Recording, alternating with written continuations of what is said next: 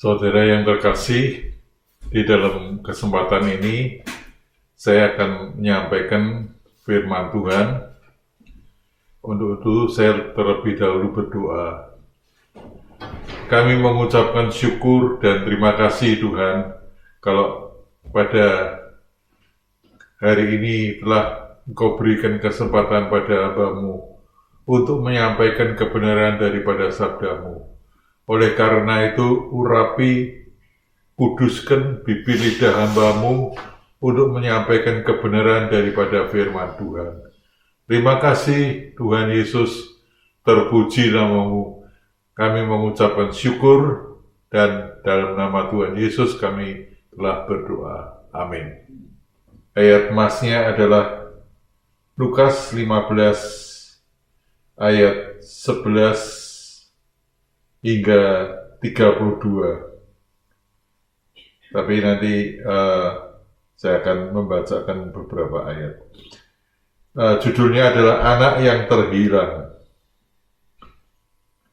Seorang bapak memiliki 2 orang anak, dan anak laki-laki yang bungsu kemudian berkata kepada ayahnya, "Bapak, berikan padaku bagian harta milik kita yang menjadi hakku." Lalu ayahnya membagi harta kekayaan itu di antara mereka. Beberapa hari kemudian, anak bungsu itu menjual seluruh bagian itu lalu pergi ke negeri yang jauh. Di sana ia memboroskan harta miliknya dan hidup berfoya-foya. Setelah dihabiskannya semuanya itu, timbullah bencana kelaparan di dalam negeri itu, dan ia pun mulai melarat. Lalu ia pergi dan bekerja pada seorang majikan di negeri itu. Orang itu menyuruhnya ke ladang untuk menjaga babinya. Lalu ia ingin mengisi perutnya dengan ampas yang menjadi makanan babi itu, tetapi tidak seorang pun yang memberikannya kepadanya.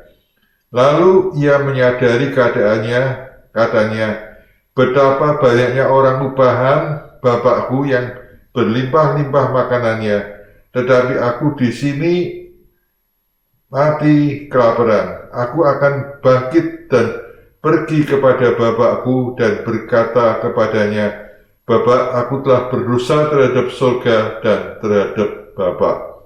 Aku tidak layak disebutkan anak Bapak. Jadikan aku sebagai salah seorang upahan Bapak." Amin. Nah, kita melihat seorang bapak punya 2 anak laki-laki. Nah, yang bungsu dikatakan dia minta bagian. Bapaknya lalu membagi hartanya, warisannya, memberikan kepada yang bungsu dan yang sulung, dan kemudian anak yang bungsu pergi ke kota untuk berfoya-foya. Nah, kita lihat di sini bahwa pada saat dia berfoya-foya, negeri itu mengalami suatu masa paceklik, bencana kelaparan, dan ia mulai melarat. Dan ia pun pergi ke peternakan babi. Ia lapar, dia ingin makan, tetapi tidak seorang pun peduli. Nah, begitu cuek. Nah, si anak yang bungsu ini, dia pergi ke kota besar, dan kemudian dia berfoya-foya, hartanya itu akhirnya habis. Nah, di dalam negeri itu timbul bencana kelaparan. Dia mengalami dampaknya dia bekerja dan pergi diberikan kepada majikannya, yaitu ke peternakan babi. Nah, dia bekerja sampai di peternakan babi. Kalau kita merenungkan, babi itu sesuatu yang kotor, makanannya pun kondisinya mirip kondisi ternaknya itu kotor sekali. Tetapi anak ini, dia mau tidak mau, dia tidak ada yang mau menerima selain itu. Dia makanya menerima dan bekerja di kandang babi. Nah, dikatakan pada saat dia di peternakan babi, ia lapar. Nah, perutnya keroncongan. Pada saat itulah dia membutuhkan makan, tapi tidak seorang pun yang peduli terhadap dia. Semua orang cuek terhadap dia. Nah, pada saat seseorang menghadapi sebuah titik nol, barulah dia bisa menyadari keadaan yang sekarang dan sebelumnya, yaitu di rumah orang tuanya, di rumah bapaknya. Nah, di sini kita lihat bahwa di rumah bapaknya dia disadarkan bahwa rumah bapaknya itu limpah dengan orang-orang dengan makanan yang diberikan oleh bapaknya. Ia berkata kepada dirinya sendiri, kalau aku terus-menerus di tempat ini, aku akan mati kelaparan. Oleh karena itu, pada saat dia dipojokkan dalam suatu kondisi, dia menghadapi sebuah titik nol. Nol itu artinya dia dalam kondisi yang sangat tidak berdaya. Barulah dia bisa menyadari yang sebelumnya di rumah bapaknya itu limpah sekali makanan, dia bisa makan. Makanya saat itulah dia disadarkan, di kandang babi itulah dia disadarkan bahwa kondisinya yang sekarang dia alami lebih jelek daripada dahulu, yaitu di rumah bapaknya. Nah, kita renungkan saudara bahwa Bapak kita yang ada di surga, Dia begitu baik kepada saudara, kepada kita semua. Biarlah kita menyadari hidup kita ada di tangan Dia.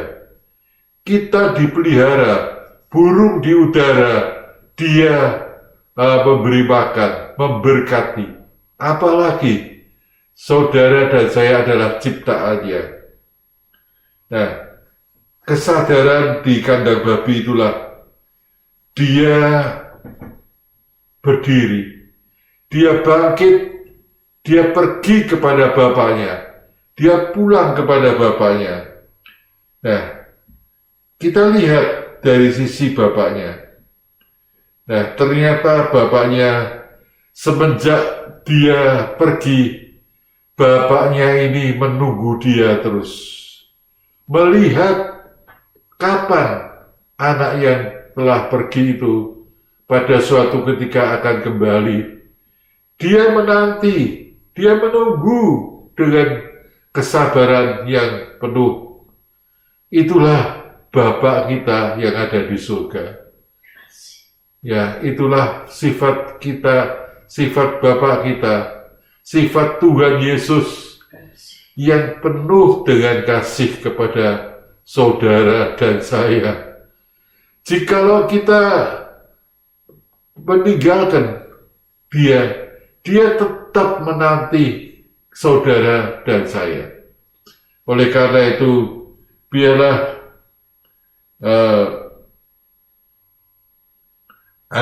kalau kita pelajari anak yang terhilang ini, pada saat dia datang kepada bapaknya telah menunggu, dan kemudian dia berkata kepada bapaknya, "Bapak, aku telah berdosa terhadap surga dan terhadap Bapak. Aku tidak layak lagi menjadi anak Bapak." Anak ini berkata, "Aku tidak layak lagi. Aku tidak layak." Padahal bapaknya dari jauh sudah menunggu dia, anak yang pergi ini, anak yang terhilang ini. Ini penuh dengan kasih, dia gambaran daripada Bapa kita yang ada di surga. Dia berkata kepada bapaknya, "Aku tidak layak lagi. Aku tidak layak jadi anak Bapak." Tapi bapak daripada anak bungsu tersebut berkata kepada pelayannya, dia berkata, yang pertama, "Ambil jubah yang terbaik." Jubah yang terbaik itulah pakaian kebenaran. Dia diberikan pakaian kebenaran. Pakaiannya sudah kotor. Pakaiannya adalah bekas dia bekerja di kandang babi. Pakaian yang lusuh. Pakaian yang kotor. Dan dia berkata kepada pelayannya, yang pertama, jubahnya diganti, pakaiannya diganti. Kalau kita mengenal Tuhan Yesus, kita datang kepada Tuhan dengan sungguh-sungguh. Yang pertama adalah pakaian kita. Pakaian itu menunjukkan kebenaran. Ya, kebenaran diri kita. Itu Tuhan berikan jubah yang putih. Jubah yang putih itu gambaran pakaian yang kudus, pakaian yang benar, dia berikan kepada kita. Kita diganti, kita diberikan pakaian yang baru. Itulah pakaian kebenaran. Yang kedua, Bapak itu berkata kepada pegawai-pegawainya, berikan dia cincin. Nah, apa artinya cincin? Kalau kita lihat mempelai pertukaran cincin, baik wanita kepada yang pria maupun pria kepada yang wanita. Nah, pertukaran cincin itu menunjukkan tanda milik. Kalau anak itu dikatakan berikan cincin, artinya dia mengakui kembali dia sebagai anak. Itu artinya pengakuan menjadi milik daripada Bapa. Yang ketiga, berikanlah kasut atau sepatu. Itu sepatu, saudara, melindungi Anda daripada batu, daripada tanah. Dan ini lambang atau simbol daripada tanda kekudusan. Tanda daripada kekudusan itulah sepatu yang diberikan kepada bapaknya. Yang keempat, ambillah lembu tambun dan marilah kita makan dan bersukacita. Yang terakhir, yang keempat, dikatakan ambillah lembu yang tambun.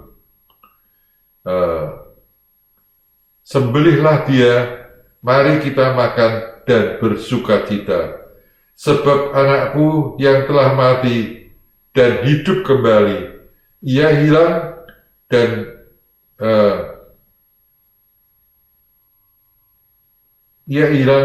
kembali lagi mereka semua bersukacita. Nah, saudara, kita lihat bahwa beberapa hal, yang pertama, jubah pakaiannya telah diganti dengan jubah kebenaran, dengan pakaian putih bersih. Yang kedua, ia diberikan cincin meterai. Cincin ini adalah tanda pengakuan hak sebagai anak, milik daripada Bapa. Yang ketiga, dia diberikan kasut atau sepatu. Nah, sepatu ini tadi saya katakan adalah tanda kekudusan. Yang keempat, lembu tambun. Ini adalah untuk berpesta, bersukacita. Lembu tambun ini gambaran suatu berkat. Kita diberkati. Pada saat kita kembali, kita sungguh-sungguh mengikut Bapa kembali, maka lembu tambun itu adalah Tuhan berikan kepada kita semua. Lembu ini gambaran daripada berkat. Berkat yang Tuhan sediakan bagi saudara dan saya. Nah, kita lihat sekarang anak yang sulung. Pada saat dikatakan anak yang sulung itu kembali, anak yang sulung kakaknya, dia kembali. Nah, dia tanya kepada pegawainya. Seharusnya dia bisa tanya kepada bapaknya, tapi anak ini tanya pada pegawainya.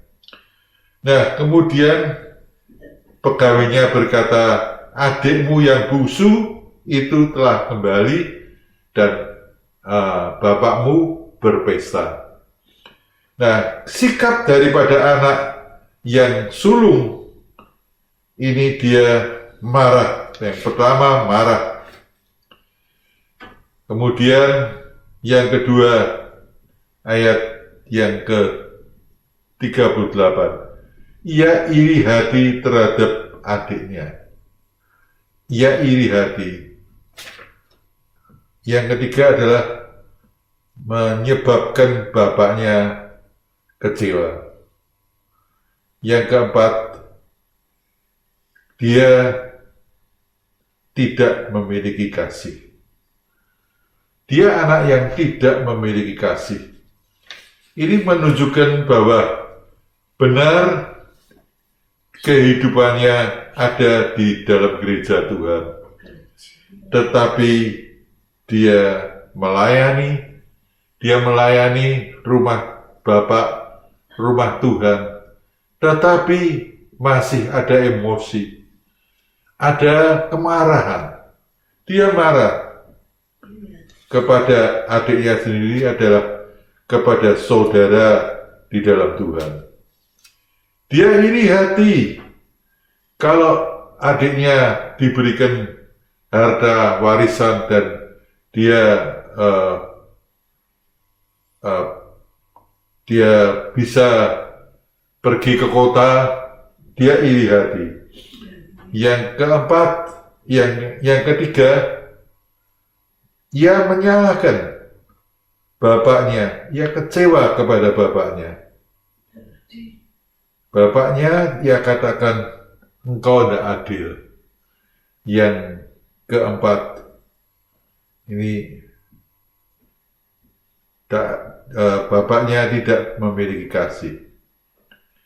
Nah, bagaimana sikap bapak ini? Bapak ini memiliki sifat sebagai bapak yang penuh dengan kasih. Dia menunggu anaknya itu pergi. Dia tunggu. Dia menanti. Yang kedua, pada saat anaknya kembali, dia mengadakan pesta ucapan syukur. Nah, ini menunjukkan bahwa kita patut bergembira jikalau dikatakan anak yang meninggalkan itu akan kembali, kita bersuka cita. Nah, yang hilang itu dapat didapat kembali. Nah, biarlah pada saat ini kita akan belajar perumpamaan ini. Yang pertama, kita lihat bahwa di saat kita menghadapi masa-masa yang sulit, di saat kita menghadapi masa-masa yang dikatakan ada 0 point, biarlah kita tetap berharap kepada Dia. Kembali kepada Dia, bersandar kepada Dia. Seperti anak yang bungsu ini, dia disadarkan bukan di rumah bapaknya. Dia disadarkan ada di rumah, di kandang babi. Di saat dia dihadapkan pada sesuatu yang merupakan hal yang minus, 0 point di dalam kehidupannya, barulah dia sadar kalau di rumah bapaknya dia begitu diberkati, dia begitu luar biasa, diberikan segala makanan. Ini sesuatu yang luar biasa. Dan oleh karena itu, dia sadar, dia berkata dalam hatinya, aku akan bangkit dan pergi kepada rumah bapakku. Nah, akhirnya dia bangkit dan pergi kepada bapaknya. Dari jauh tadi dikatakan bapaknya sudah menunggu dia, menyambut dia. Ini menunjukkan bahwa bapaknya itu adalah bapak yang baik. Dia mengampuni anak tersebut. Dan tadi dikatakan beberapa hal. Yang pertama, bapak itu berkata kepada pegawainya, berikanlah jubah yang terbaik. Jubah itu menunjukkan kepada pakaian kebenaran. Yang kedua, berikanlah cincin pada jarinya. Cincin ini menunjukkan hak, pengakuan hak dia diterima sebagai anak. Yang ketiga, berikanlah kasut atau sepatu pada kakinya. Nah, sepatu ini adalah tanda kekudusan. Nah, kemudian yang keempat, ambillah lembu yang tambun. Ini menunjukkan pada saat kita sungguh-sungguh dengan Tuhan, kita kembali kepada Tuhan, hidup kita diberkati dengan lembu yang tambun. Itu menunjukkan suatu gambaran berkat daripada Tuhan. Nah, tapi kebalikannya dengan anak yang sulung. Anak yang sulung, pada saat dia tanya bukan kepada bapaknya, dia tanya kepada pegawainya. Yang pertama sikapnya adalah marah. Kedua, dia iri, sikap yang iri hati kepada adiknya. Yang ketiga, ia menyalahkan bapaknya, ia kecewa kepada bapaknya. Yang keempat, dia menunjukkan bahwa bapaknya tidak ada kasih. Nah, biarlah pada saat ini kita simpulkan perikop ini, cerita ini. Yang hilang mau bertobat. Yang hilang adalah si bungsu mau bertobat. Nah, yang ada malah terhilang. Yang ada itu yang ada di gereja Tuhan, yang sudah melayani gereja Tuhan, tapi malah terhilang. Nah, oleh karena itu mari kita introspeksi diri kita masing-masing. Apakah kita itu sudah benar di mata Tuhan? Bagaimana kita masing-masing? Apakah pada saat kalau kita diizinkan untuk melayani Dia, kita adalah benar di mata Tuhan? Kita tidak ada iri kepada yang lain. Kita punya kasih kepada saudara seiman kita. Kita belajar daripada perikop ini, daripada anak yang terhilang ini. Biarlah apa yang hilang dalam kehidupan kita dan saudara, kita periksa kehidupan kita. Apakah kita sudah benar di mata Tuhan? Atau kita perlu yaitu memperbaiki apa yang kurang di mata Tuhan? Terima kasih Tuhan, terpuji nama-Mu. Memang sebagai anak Tuhan paling sulit untuk bergabung dengan mereka yang diberkati. Seringkali timbul iri hati. Oleh karena itu, marilah kita tetap punya kasih kepada mereka.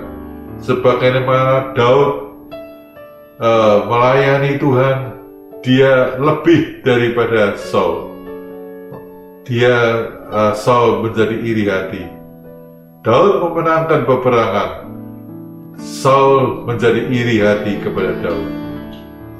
Dan biarlah kita sebagai anak Tuhan, kita mau introspeksi dan kita berkata, Tuhan, pakailah kami masing-masing untuk menyukakan hati-Mu. Haleluya. Kuduskan hati kami masing-masing. Amin.